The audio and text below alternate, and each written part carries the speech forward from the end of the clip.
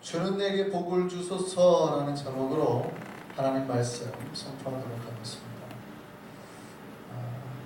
신자가 변화된 이후에 조심해야 될 것들이 많아지죠. 예전에는 별 생각 없이 하던 것들도 우리가 예수를 믿고 나면 이제는 다 좀 조심스럽게 됩니다. 다 조심해야 되는 것들이 늘어나는 거죠. 그 중에 우리가 제일 뭘 조심해야 될까요? 우리가 신자가 되고 제일 조심해야 되는 게 뭘까요? 우리에게, 우리의 삶에서, 우리의 몸으로 하는 것 중에 뭘 제일 조심해야 될까요? 손으로 하는 나쁜 짓, 훔치거, 나쁜 거를 보는 거나, 나쁜 장소를 가는 거나, 뭐가 제일 우리가 조심해야 될까요? 다 조심해야 되는 거지만 제일 우리가 쉽게 죄를 저지를 수 있는 건 입입니다. 입이 제일 빠르거든요. 그래서 우리가 예수를 믿기 전과 예수를 믿고 난 다음에 제일 큰 변화를 가져오는 것은 입이어야 돼요. 예수를 믿기 전에 우리 입은 걸었죠. 뉴욕에 오면 그래도 좀 덜합니다만 여자분들은 잘 모를 수 있는데, 한국에 있는 남자아이들이 사춘기 때부터 친구들을 만나면은 거의 10초 단위로 욕이 나오잖아요. 욕으로 시작해서 욕으로 끝나거든요. 여자들은 아마 충격받을 겁니다. 물론 여자들끼리 모이면 남자가 충격받을 수 있는데 남자들 앞에서는 티를 안 내서 그렇지. 제가 잘 모르겠습니다만, 여자들끼리 모였을 때 그렇게 욕을 하는지 모르겠습니다만 굉장히 걸죠. 그 욕을 정말 수십 년을 듣고 사는 거예요, 사실은. 뭐 짐승의 새끼도 됐다가 근데 그랬던 사람이 예수를 믿으면 첫 번째 안 하는 게 뭐예요? 그런 것들을 안 해요. 제일 먼저 변하는 게 사실은, 그래서 말부터 바뀌는 거예요. 제일 쉽게 우리가 범죄하고 죄를 범할 수 있는 게 입이거든요. 그래서 이 혀를 채우는 게 가장 어렵죠. 혀는 배의 키와 같아서 지옥불로 가는 거예요. 지옥불. 그 입에서 심판의 불이, 지옥의 불이 막 나오는 거예요. 그래서 신자가 뭘 제일 조심하라? 입을, 혀를 조심하라. 사람은 자기 입으로 인하여서 망하고 자기 입으로 구원을 받는 거예요. 우리가 믿는 거는 마음으로 믿는 것 같지만 그 믿음이 입술로 고백이 될 때에 그의 믿음을 진짜로 인정을 하잖아요. 그러니까 입술이 내 입술로 하나님을 고백하는, 그걸로 사용돼야 돼요. 근데 이게 저주나 욕이나 비난이나 비판의 걸로 사용되는 순간 하나님의 구원이나 복이나 이거하고는 멀어지기 시작합니다. 그러니까 우리가 세상에서 구원받아서 신자가 되고 1번이 제일 조심해야 될 게, 그래서 입 조심, 말의 변화가 일어나야 된다는 얘기입니다. 근데 가끔 교회에서 보면 예수를 믿었잖아요. 교회 나오신다는 건 예수를 믿었다는 거니까. 근데 예수를 믿어놓고도 이 한 입에, 한 샘에서 정말 더러운 물과 샘물이 같이 나오시는 신자들이 간혹 있어요. 입으로 저주도 하고 막 욕하고 한참 하다가 예배 시간 되면 막 찬송하는 거죠. 방금까지 욕했는데, 그리고 와가지고 예배 때 하나님을 찬송, 그 입으로 하나님을 찬송하는 거예요. 그러면 하나님이 그걸 받으실 수 있을까요? 이런 거랑 똑같은 거예요. 방금 개밥그릇을 한참, 이걸로 개가 먹었어요. 다 핥은 먹었어요. 그걸 갖고 와서 또 내가 거기다 밥 담아가지고 먹는 거예요. 여러분 같으면 드시겠어요? 안 드시겠어요? 드시겠어요? 근데 그거를 하나님께 드린단 말이죠. 방금까지만 해도 막 지저분하게 욕하고 막 더러운 입으로 하나님 영광 받으라고 한단 말이죠. 하나님 받으시겠네요. 어떻게 대충이라도 닦아서 먹어야지. 회개라도 예배 때 회개라도 해가지고 어떻게 좀 씻어야지. 그런 생각도 안 하고 그냥 막 하나님 앞에 갖다 찬송이나 막 기도를 해버린단 말이죠. 그 입으로. 하나님이 받으실까요? 안 받으실까요? 더러워서 못 받죠. 그만 그러면 어떻게 먹겠냐고. 여러분 같으면 먹겠어요. 닦아서 그래 어떻게라도 깨끗이 씻지는 못할 망정 닦아서라도 어떻게 해야지. 냄새라도 안 나야지 어떻게.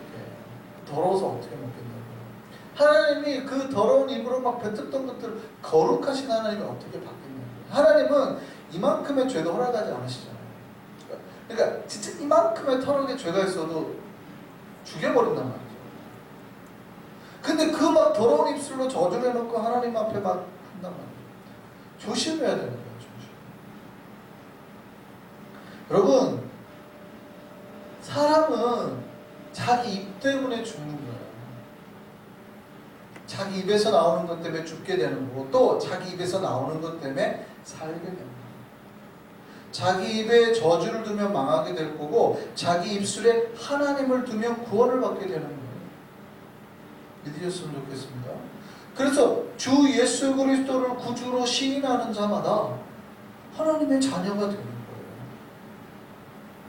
예수 그리스도를 구주로 자기 입술로 시인하는 자마다 하나님의 자녀가 되는 거예요. 권세거든요, 권세. 여러분, 입을 굉장히 조심했어요.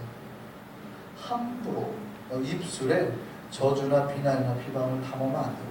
사실 담을 수도 없어요. 신실한 신자라면 딱 하나님이 이거 싫어한다는 거 알거든요. 하나님이 자기가 그렇게 막 저주를 하고 난 다음에 영광을 돌려요? 하나님 그걸 받을 수 있다고 생각해요? 그 사람이 드리는 찬송이나 기도를?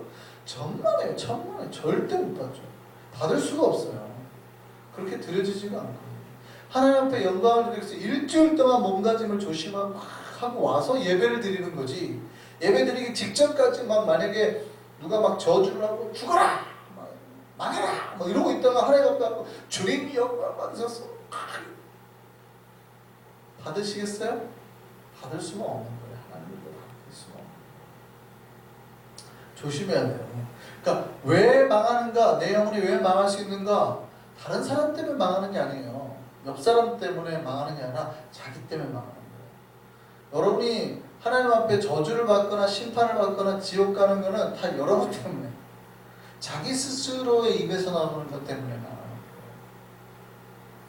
조심해야 됩니다.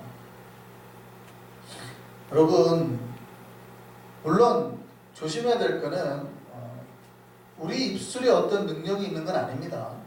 그렇게 말하는 거는 입으로 말하면 막 우리 입에 권세가 있어서 뭐 그게 아니라 우리가 말하는 거를 지켜보고 계시는 분이 있다는 거예요. 바라보고 들으시는 하나님이 사실은 모든 고난과 모든 능력이 있으시기 때문입니다. 복은 우리의 입에 있는 게 아니라 하나님 손에 달려있거든요. 근데 이제 이런 거예요. 그렇게 막 저주나 비방이나 이런 걸 함부로 입에 다시는 분들은 착각하는 겁니다. 자기 복이나 저주가 자기 입술에 달려있다고 생각합니다. 그러니까 그 횟수에 따라서 하나님 앞에서 내가 막 기도를 복 줬어, 복 줬어, 복 줬어, 복 줬어, 그러면 복을 받는다고 생각을 하는 거예요. 반대로 내가 누군가를 저주하면 저 사람이 저주받을 거라고 생각을 하는 거예요. 그러니까 입만 열면 저주를 하는 거예요. 그러니까 자기 입술로 자꾸 저주의 횟수를 늘리는 거예요. 그러면 상대방이 저주받을 것처럼. 조심해야 돼요. 여러분, 저주나 복이 인간의 입술의 횟수에 있는 게 아닙니다. 하나님으로부터 나오는 거라고 말이죠. 이거 꼭 기억하셔야 돼요. 그러니까 여러분이 저주의 말을 아무리 많이 외워도 하나님 보시기에 저 사람이 저주받을 만한 게 없으면 저주가 안 가잖아요. 그렇습니까? 안 그렇습니까? 심판은 하나님이 하시는 거예요. 반대로 여러분, 아무리 누군가가 복 해도 여러분이 축복을 빌어도 그 사람이 하나님 앞에 복 받을 만한 사람이 아니면 복이 갑니까? 안 갑니까? 안 가는 겁니다. 그래서 목사는 항상 편안해요. 사실은 축복 기도를 할 때 별로 부담이 안 돼요. 얼마든지 목사는 남용해도 되거든요. 목사는 남용해도 돼요. 애매한 경우가 있어요. 세 가족 중에 그 술집 하시는 분들 있잖아요. 애매한 경우가 있어요. 잘 되게 해달라니 이게 뭔가 좀 안 맞고 막 해달라니 이게 세 가족한테 할 말은 아니고 애매하잖아요. 그럴 땐 어떻게 해요? 축복하는 거죠. 하나님 보시기에 잘 되게 해달라고. 잘 되게. 그 기도가 합당하면 하나님께서 복을 주실 것이고 그 기도가 안 합당하면 하나님이 복을 안 주는 거잖아요. 그거를 인간이 판단해가지고 이게 축복거리냐 저주거리냐 미리 판단해서 목사가 막 함부로 저주를 말하거나 그럴 필요가 없다는 거죠. 내 입에 고난은 없지만 그 입에 말하는 것을 누가 다 보고 계시는 거예요? 하나님. 그래서 그 입에 함부로 저주를 담으면 그 대가로 하나님 앞에 심판을 당하는 거고, 그 입에 축복이나 복을 담으면 하나님께 영광을 돌리고 찬송을 하고 하나님으로 인하여서 즐거워하면 그걸 보시고 하나님으로부터 복을 받는단 말이에요. 그러니까 우리 입술에 고난이 있는 게 아니라 하나님께서 보고 계시기 때문에 그게 복과 저주가 심판이 결정이 되어버리는 거예요. 하나님이 주관하시는 거예요. 그러니까 누군가가 혹시 여러분을 저주한다고 해가지고 여러분 막 내가 저주받을까봐 놀라거나 두려워하거나 걱정하지 마십시오. 걱정하시는 분들이 있어요. 반대로 막 축복한다고 해서 마치 축복 다 복 받을 것처럼 착각하지도 마십시오. 무슨 얘기냐면 내가 여러분 스스로가 하나님 보시기에 복 받을 만한 자인지 아닌지를 점검하시오. 목사 붙잡고 무조건 축복기도 해주십시오. 물론 목사가 축복기도해도 저는 능력이 있다고 생각을 해요. 그렇지만 여러분 스스로가 지금 복을 받을 수가 없는 상태예요. 하나님 보기에 나쁜 짓을 했단 말이죠. 속으로 막 미워하고 욕하고 도둑질하고 막 이런 가난한 자로 괴롭히고 막 이랬는데 목사가 가지고 아무리 축복기도 아무리 연발 좀 목사 와서 한다고 해서 복이 거기 가겠어요 안 가겠어요? 가면 하나님 이상한 거지. 가면 하나님 이상한 거예요. 만약에 그런 사람에게 하나님 복을 준다 그러면 우리가 믿는 하나님은 완전 잘못된 거예요. 잘못된 신입니다. 그러니 축복과 저주를 여러분이 받고 정말 피하고 싶으면 하나님 앞에서 자기의 생각과 마음과 입술을 지키셔야 된다는 거죠. 오늘 본문의 시는 다윗이 있었습니다. 여러분 다윗을 사람들이 좋아했을까요? 싫어했을까요? 다윗을 사람들이 좋아했을까요? 싫어했을까요? 제가 성경에 나오는 인물이 굉장히 좋아하는 사람 중에 한 명이에요. 거의 탑 1에 들어갑니다. 다윗은 실수도 많이 했지만 가장 인간적인 사람이지만 하나님 앞에서 끊임없이 몸부림쳤던 사람이거든요. 그러니까 그게 너무 멋있는 거예요. 신하는 모습. 다윗 같은 사람이 어디 있겠습니까? 유대인들이 지금도 다윗의 별을 그리고 뭐 이러잖아요. 근데 다윗을 싫어하는 사람이 있었을까요? 없었을까요? 있었어요. 놀랍게도 다윗을 싫어하는 사람이 많았습니다. 오늘 본문에도 그 얘기가 나오는 거예요. 누군가가 다윗을 저주하더라는 말이죠. 다윗을 싫어하는 사람들이 있더라는 거예요. 놀랍게도 다윗을 싫어하는 사람이 있습니다. 제가 목회를 하고 제가 죄를 지을 일이 있을까요? 없을까요?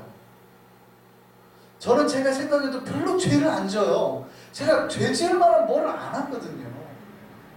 목사가 죄를 지으면 대체 얼마나 짓겠습니까? 하루에 욕을 한 번이나 하겠습니까? 저는 하루에 한 번도 욕을 잘 안 해요. 할 일이 없잖아요. 맨날 성경 보고 무슨 욕할 일이 뭐가 있겠습니까? 가끔 아내 보고 자식 보는데 아내 보고 자식 보고 가끔 우리 한주 보고 가끔 이런 욕할 때 제가 뭐를 죄를 지겠어요? 제가 사람들 만나가지고 착하게 삽시다 거룩하게 삽시다 그러지 도둑질 합시다 우리 욕합시다 돈 좀 떼먹읍시다 이렇게 하겠어요? 그런 거 없잖아요. 저는 제 삶이 그렇게 나쁘다고 생각을 안 하거든요. 근데 저를 미워하거나 저주하는 사람 있을까요? 없을까요? 놀랍답니다. 놀랍다. 이거는 놀라움이다. 제가 지난번에 말씀드렸죠. 주차하고 앉아있는데 30분 동안 누가 저를 욕하는 아주머니 깜짝 놀랐더라고요. 놀랍다. 내 인생에 내가 이렇게 욕을 얻어먹을 만한 내가 행동을 한 적이 없는데 누군가가 아니 심지어 목사도 욕을 한단 말이에요. 다윗은 욕을 할까요 안 할까요? 많다. 저주를 하고 다윗은 망해라는 거야. 다윗 망해라. 다윗 가문이 망해라. 다윗 자식이 망해라.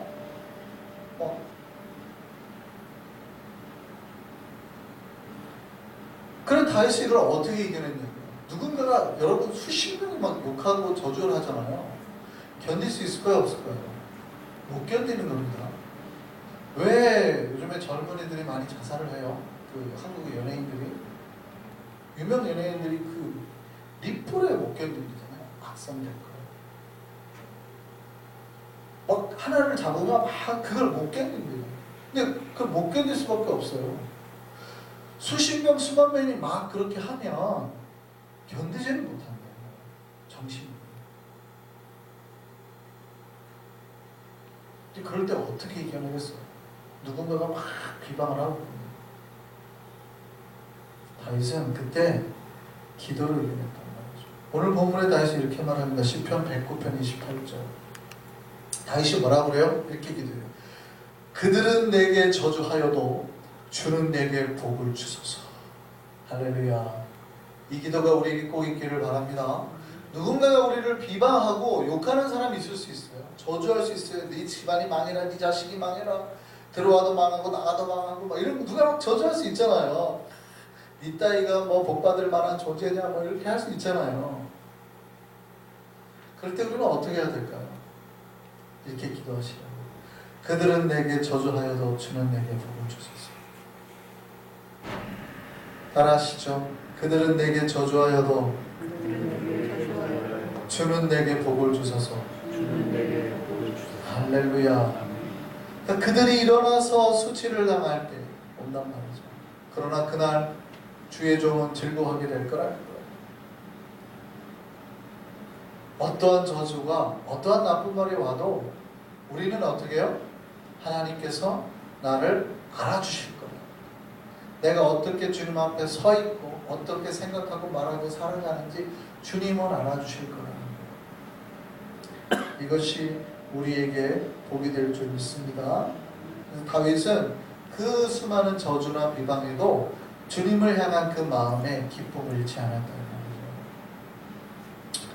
기억하셔야 돼요. 악인은 망하는 거예요. 하나님은 그들을 망하게 하십니다.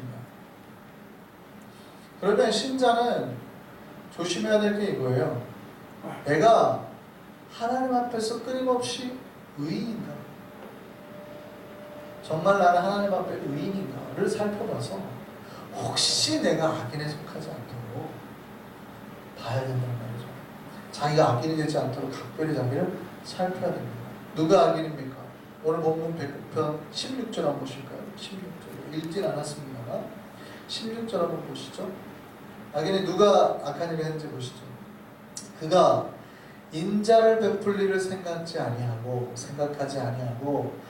가난하고 궁핍한 자와 마음이 상한 자를 핍박하여 죽이려 하였기 때문입니다. 악인이 뭐하는 사람이냐? 그 마음속에 인자가 없는 사람이라는 거예요. 그러니까 자기에게 조금이라도 실수한 사람을 가차없이 징벌하고 욕하는 사람이라는 거죠. 가난하고 궁핍하고 마음이 상해 있는 사람을 더 핍박하기를 즐겨한다는 거예요. 악인의 특징이 이거예요. 자기에게 조금만 불이익이 와도 자비가 없어요. 오직 이런 사람은 자기의 이득을 위해서 사는 거죠. 나에게 이득을 주면 좋아하고 나에게 불의가 오면 그 사람은 가차없이 막 비난하고 정죄하고 이런단 말이죠. 그러니까 이런 사람은 악인은 가난한 사람에게 자비를 베풀 필요를 느낄까요? 못 느낄까요? 못 느끼는 거예요. 왜 못 느껴요? 아니 가난한 사람이 평생 나에게 도움될 일이 뭐가 있겠어요? 그러니까 누구에게 자비를 베풀어요?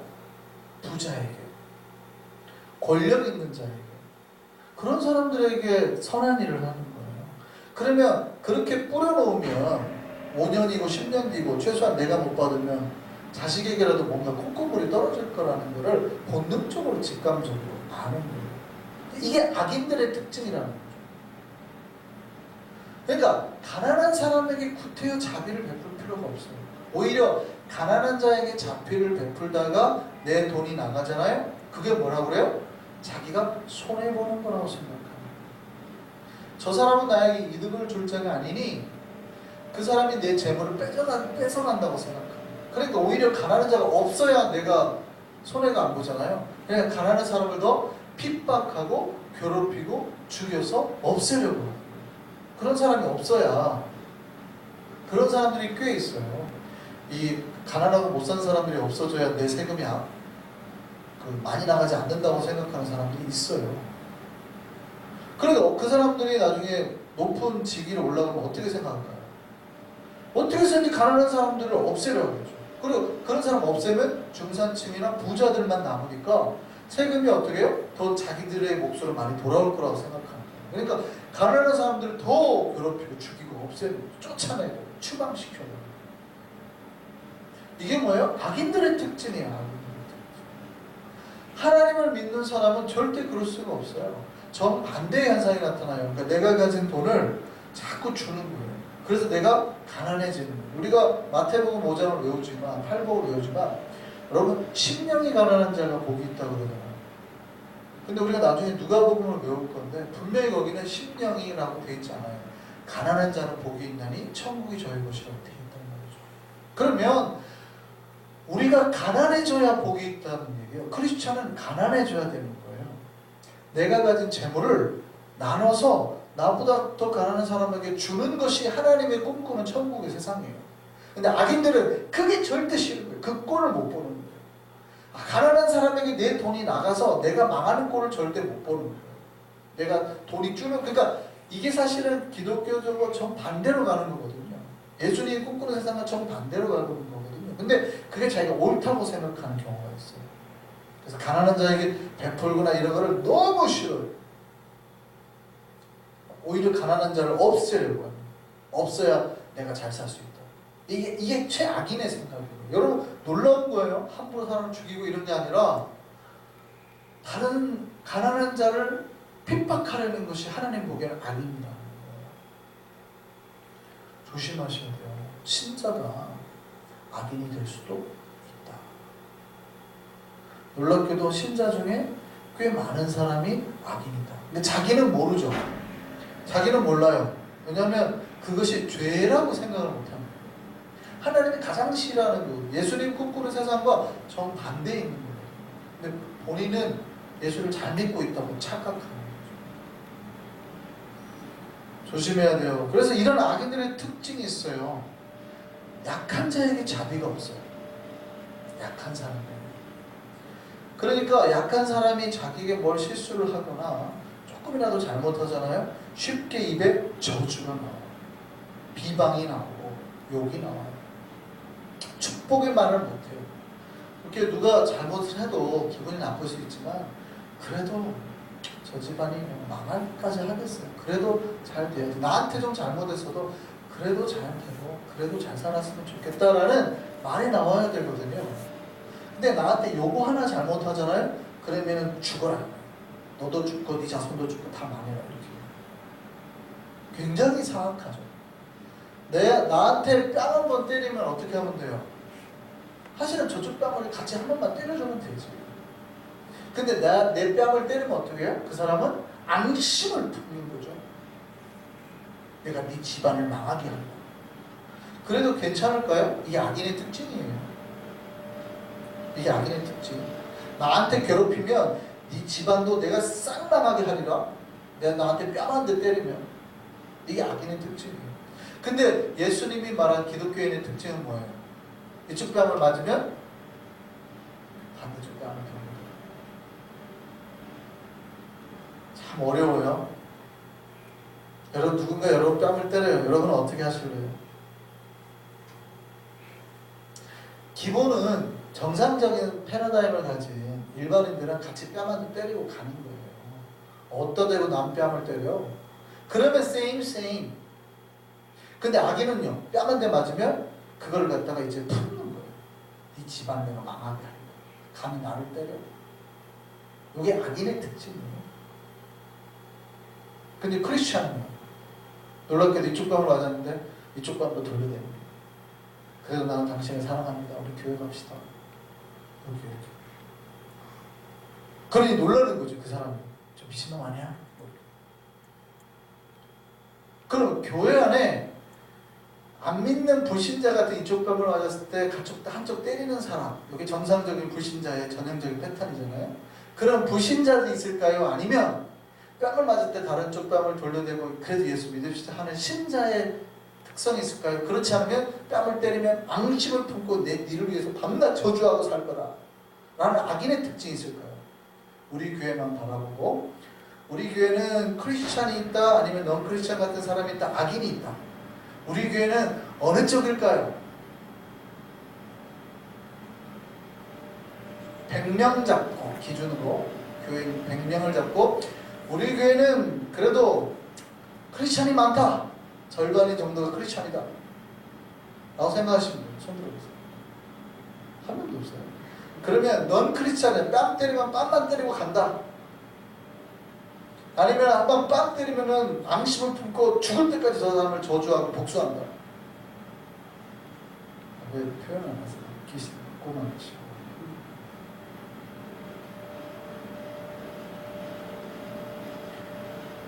여러분, 우리가 악인을 쉽게 미워하지만 여러분, 우리가 쉽게 악인이 될 수 있어요. 근데 본인이 하나님 앞에 그렇게 저주받고 망할 존재가 됐다는 걸 본인만 못 느껴요. 본인만. 그냥 목사 입장에서는 너무 안타까운 거예요. 보면서 너무 안타까운 게, 저 사람 지금 망하고 있는데 저러다 큰일 날 것 같은데 본인만 못 느끼는 거예요.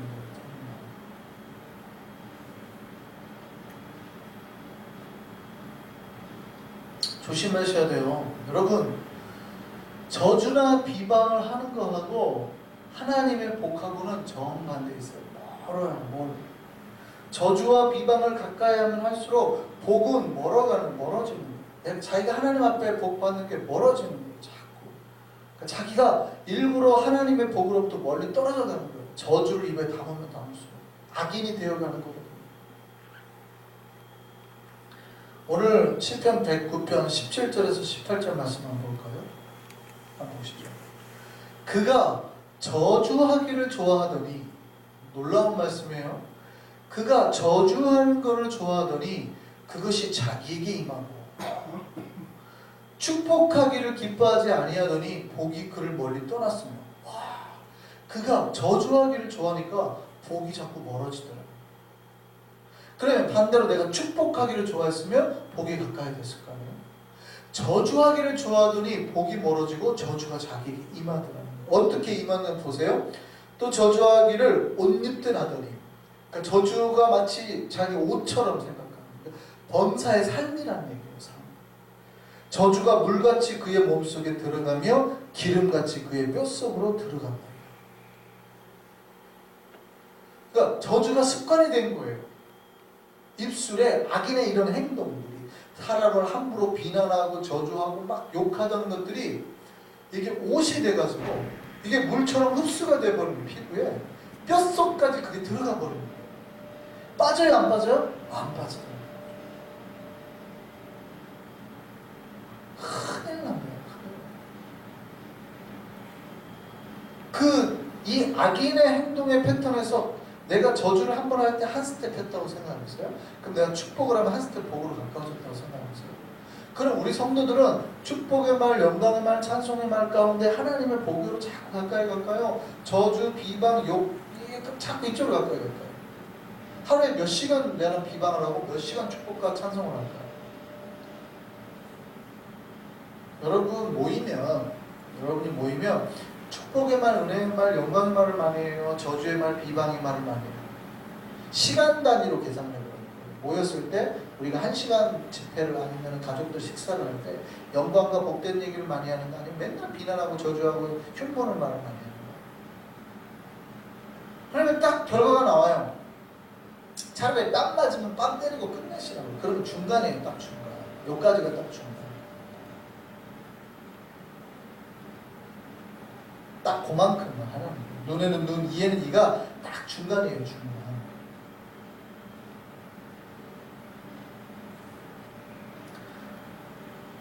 여러분 조심해야 됩니다. 다윗이 이 악인들이 어떻게 망하는지에 대해서 말하고 있어요. 다윗이 이렇게 망하기를 기도했습니다. 시편 109편 5절에서 13절 말씀 보시죠.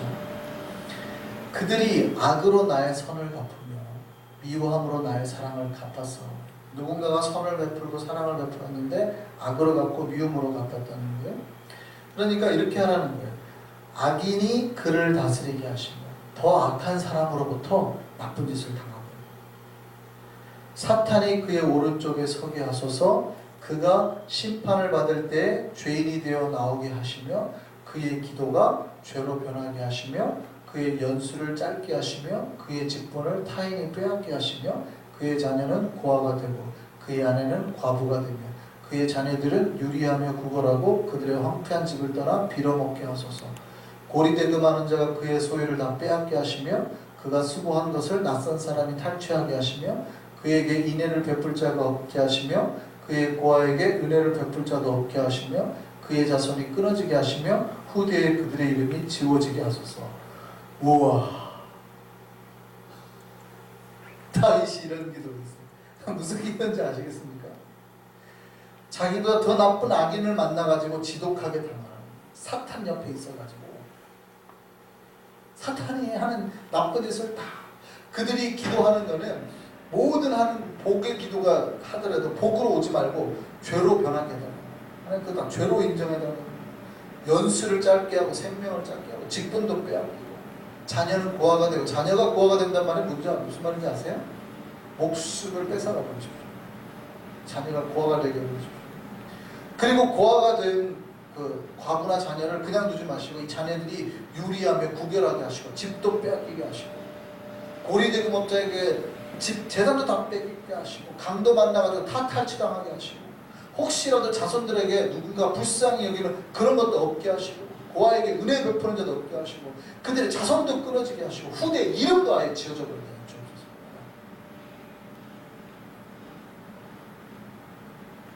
놀랍지 않습니까?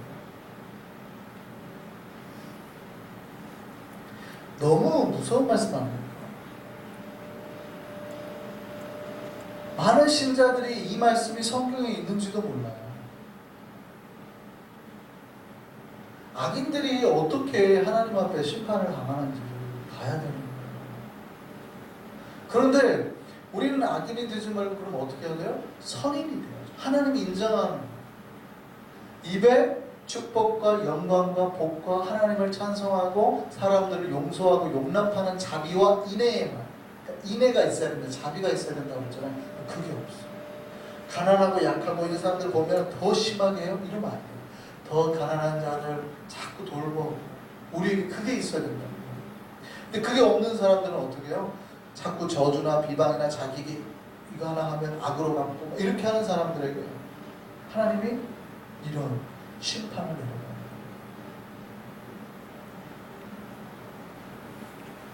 그런데도 교회 와서 복을 받으러 왔는데도 아직도 이 백스텝을 하시는 분들 너무 많아요. 이 악인의 행동들을 하시는 분들 깜짝깜짝 놀라는 겁니다.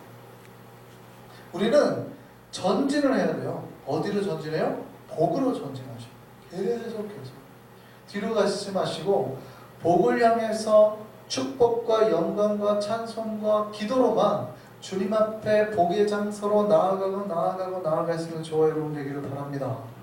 신자는 저주와 멀어져야 돼요. 신자 입에서는 축복만 나와야 돼요. 누구야 나에게 잘못할 수 있죠.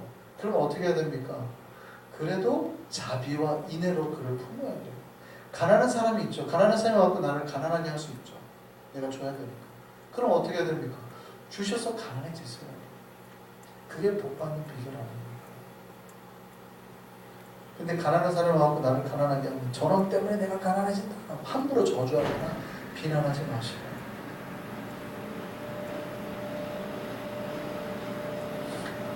여러분, 우리가 정말 어디에 서 있는지 돌아볼 수 있는 저와 여러분 되기를 바랍니다. 우리는 복의 자리, 심자의 자리에 설 수 있기를 소망합니다. 그리고 우리 입에서는 축복만 나오기를 바랍니다. 또 기억하셔야 될 건 아까 우리가 주님 앞에 서 있다면 혹시 누군가가 우리에게 저주의 말이나 나쁜 말을 해도 두려워하지 말아요. 그들이 내게 저주해도 우리가 복의 자리에만 서 있다면 주님은 내게 복 주실 줄 믿습니다. 주님께서 당신의 백성을 반드시 구원하시고 복을 주실 겁니다. 이것을 꼭 기억하고 돌아가시는 저와 여러분 되기를 바랍니다. 이 복의 메시지가 주의 말씀을 순종하고 따른 우리에게 온전한 소망의, 평강의, 참 복의 메시지로 기억되기를 바랍니다.